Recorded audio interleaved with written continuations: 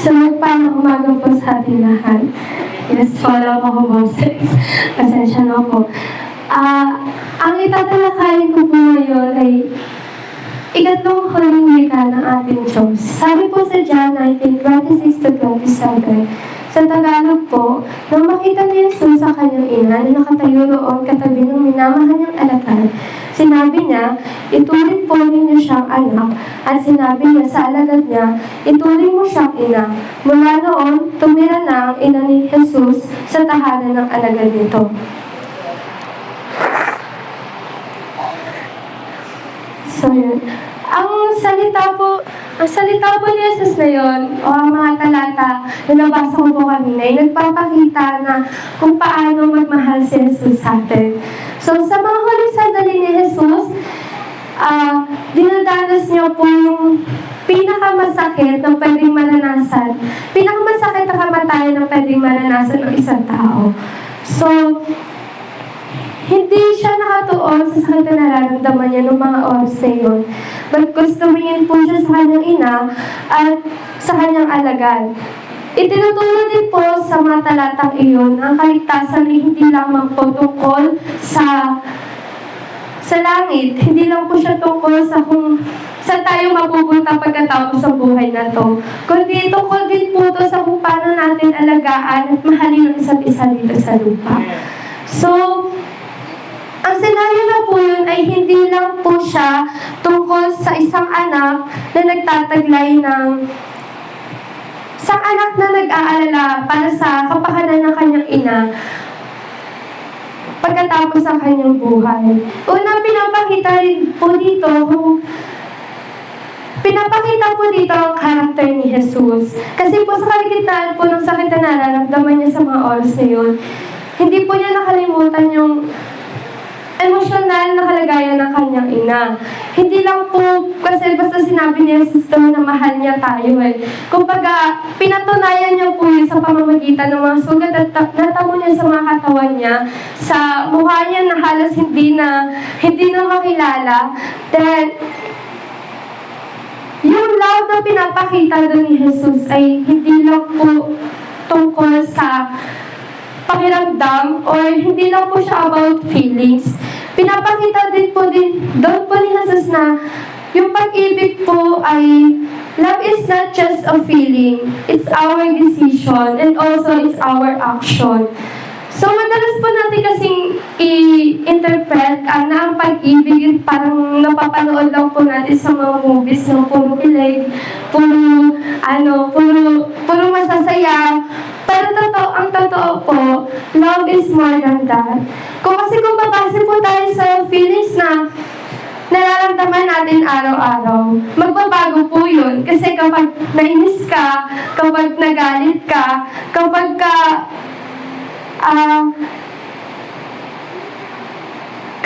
puro inis na lang yung nararamdaman mo sa sarili mo sa mga taong nakapaligid sa'yo, parang sobrang bilis mawala ng pagmamahal na meron ka. Kasi yung love na pinapakita ni Jesus nung nakapango siya dun sa cross ay yung pagmamahal na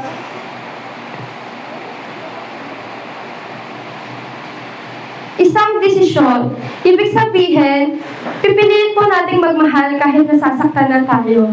Pipiliin natin magpatawad kahit hindi naman kapatawad-tawad yung mga ginagawa nila sa atin. Ayun po yung pagmamahal na pinapakita ni Jesus sa atin.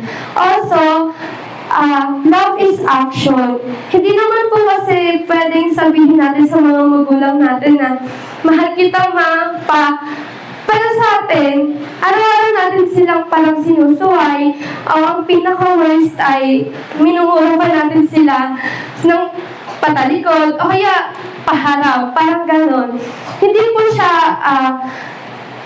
siya parang kasi ang pagmamahal po natin sa pamilya ay dapat po siyang ipinapakita. Hindi po kasi natin kailangan ng mga magagarbong, kunyari, ilibre natin sila sa mga mamahaling lugar. Ibili natin sila ng mga mamahaling damit para lang masabi natin sa kanila na mahal natin sila. Minsan yung pagbawal sa bahay, pagtanggal ng aging sa mga kisame natin. Real definition na rin yun ng law. Ibig sabihin, kahit sa mga simpleng bagay, nagkakaroon pa rin yun ng malaking epekto sa lahat. Sa pangalawa po, ang pangalawa po yung pagkalinga sa pamilya. Kasi po ang kultura po ng mga Hudyo dati ay kapag ikaw po ang panganay na lalaki at yung mauna po yung tatay mo, ikaw po yung aako ng responsibilidad na meron yung tatay mo na nabubuhay pa siya. So, bilang panganay po si Jesus, sinigurado niya po na may mag-aalaga kay Maria dahil malamang ay umauna po si Jose noong mga panahon nito.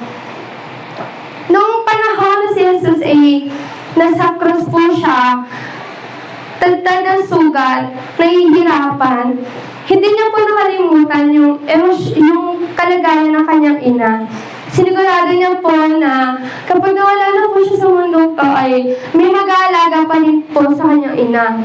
Ibig sabihin po na kahit gano'n ka-busy po tayo sa school, sa work, sa kahit anong ministry natin dito sa church, hindi po yan nagiging dahilan para pabayaan na po natin ang pamilya natin.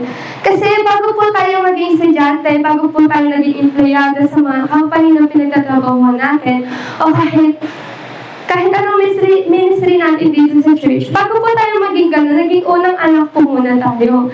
Nagkaroon po sa ng responsibilidad na maging anak sa mga magulang natin.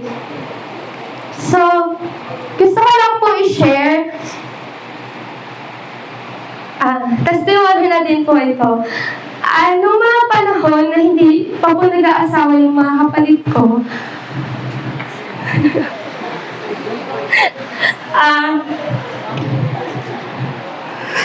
sabi ko niya maya, yung mga panahon na hindi pa po nag-aasawa yung mga kapatid ko, parang yung higaan po kasi namin nun, double size or king size bed. Tapos, 4 po kami magkakapatid na magkatabi. Yan, 4 po kami magkakatabi nun ng mga ate ko. Tapos nung una po, nagreklamo ko kasi sobrang sikip ng higaan namin. Kasi ang lalaki ng mga ate ko. Kaya, tapos, bago ka matulog, dadantayan yung paa mo ng mga hita nila. Sa laki ng mga hita, hindi mamamanhid yung mga paa mo. Tapos, bago matulog, nagkikwentuhan pa sila, ang ingay-ingay. Noong una, isa ko syempre, kasi di ako matulog na maayos eh. Tapos, habang tumatagal, mga nag-aasawa na po sila. Unti-unti na po lumuluwag yung higaan namin. Noong mga panahon po na masikip pa kami, gusto ko po matulog sa baba ng bahay namin kasi doon walang ako lang mag-isa yung nakahiga na sa baba namin. Pero dahil teenager, takot sa multo, hindi ko po magawa. Kasi una-una, komportable po ako, nakatabi ko yung mga kapatid ko. At the same time, naiinis din po ako sa ingay nila. Ganun po kagulo yung isip ko natin. Ganun, ayun nga po, mga nag-asawa na po sila.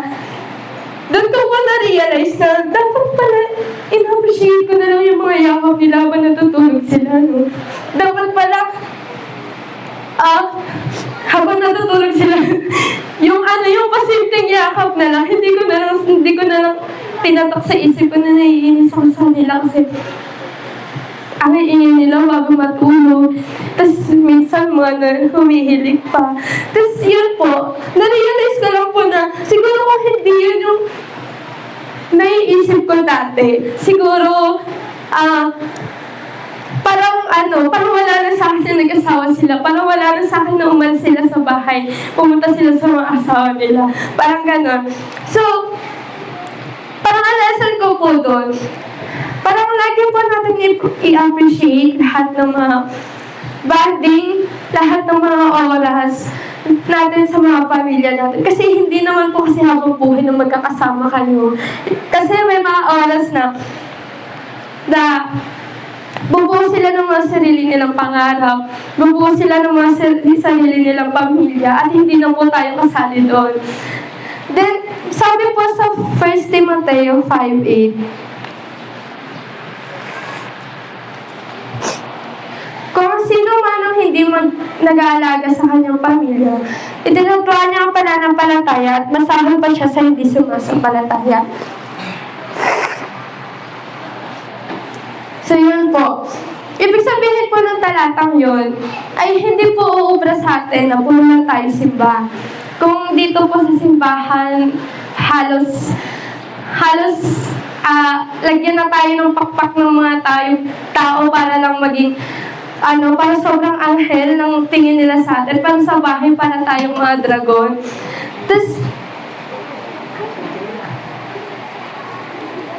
Kasi po, pagmamahal po natin sa pamilya natin, hindi po yun ang hadlang para sa paglilingkod natin sa Panginoon. Isa po yun sa parte ng paglilingkod natin sa Panginoon. Dahil kung si Jesus nga, kahit nasa cross, inasikaso pa rin niya ang kanyang ina, tayong pahaya. So, sa pangatlo po ay ang bagong pamilya sa pananampalataya. Noong sinabi ni Jesus kay Maria, babae, narito ang iyong anak, at kay Juan naman ay narito ang iyong ina. Sa mga oras na po ito, hindi po sinasabi ni Jesus ng diretsahan. Pero si Jesus po ay bumubuo dito ng panibagong pamilya. Hindi po batay sa dugo, hindi po batay sa kamukha mo, kundi batay po sa spiritual. Ibig sabihin, kapag pumupunta po tayo dito sa church, hindi po tayo visitor sa isa't isa. Hindi po tayo parang yung mga bisita na nag-aalala kung tatanggapin ba tayo ng isa't isa, tatanggapin ba tayo ni ganito, ni ganyan. Pumupunta po tayo dito sa church na to para maging isang buong pamilya, hindi bumabatay sa dugo, kundi bumabatay sa pananampalataya. Sa totoong buhay po, madalas po nating nararamdaman na nag-iisa tayo. Lalo na kapag may problema, madalas nating nararamdaman na nag-iisa tayo. Lalo na kapag may problema na bibigo o kaya pag dumadaan tayo sa matinding pagsubok. Yung parang bang walang nakakaintindi sa atin, parang ganun. Parang sinasabi sa ating ikatlong halingwika ng ating Diyos ay hindi tayo nag-iisa. He was giving you a new family. Pinibigyan niya po tayo ng panibagong pamilya by magkakapatid, brother and sisters sa pananampalataya.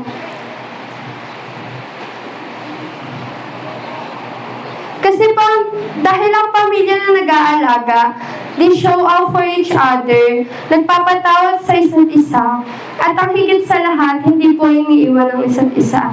So, palagi po natin tandaan na kapag pupunta po tayo dito sa wala nating sambahan ay hindi po tayo bisita sa isa't isa, hindi po tayo stranger sa isa't isa, kabahagi po tayo sa pananampalataya sa ating Diyos. Ginawa ka ni Jesus dahil doon po sa krus, nasa krus po siya, kung sinasabi niya po itong mga salita na to, ginawa na niya po tayong isang bahagi ng kanyang pamilya. And this time, no one is ever alone. Wala pong nag-iisa. Magandang umaga po sa inyo lahat.